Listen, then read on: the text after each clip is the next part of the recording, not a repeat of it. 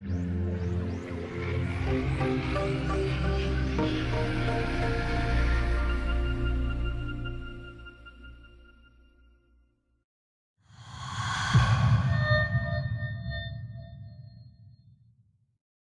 us and fight the good fight. So Haze is set in the kind of not too distant future, so about kind of 40 years on from now.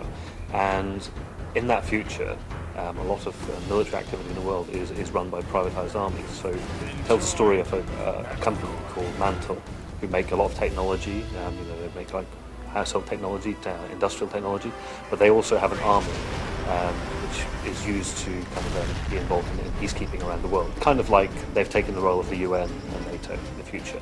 And you play the character of Shane Carpenter, who is a sergeant in Mantle's army, and this is really his first kind of taste of the hard end of combat.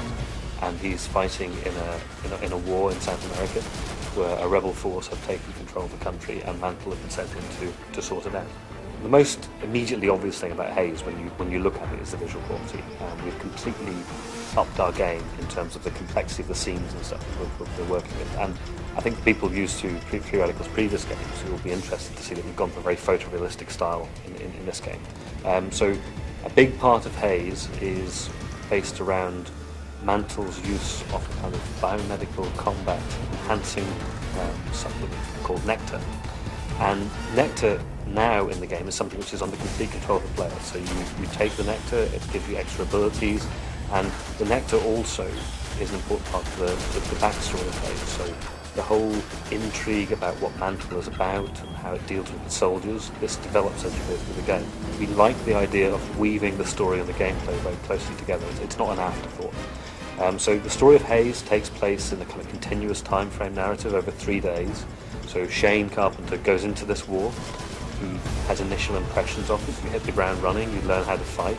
But over those 3 days, things change considerably for him. And there's an arc of narrative which takes him to some quite interesting places and will confront the player with a very different, more modern look at war than what's normal in video games, really.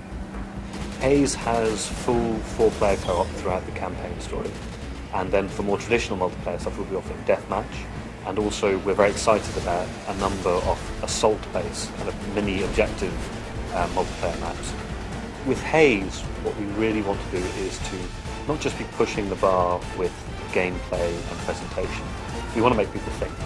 And for Haze, we're trying to examine more the feeling of the soldier in a war. You know, if you're fighting in a war, you need to somehow justify your actions. So in Haze, we cause the player to actually question that to some extent. Haze will be out the end of this year, so 2007.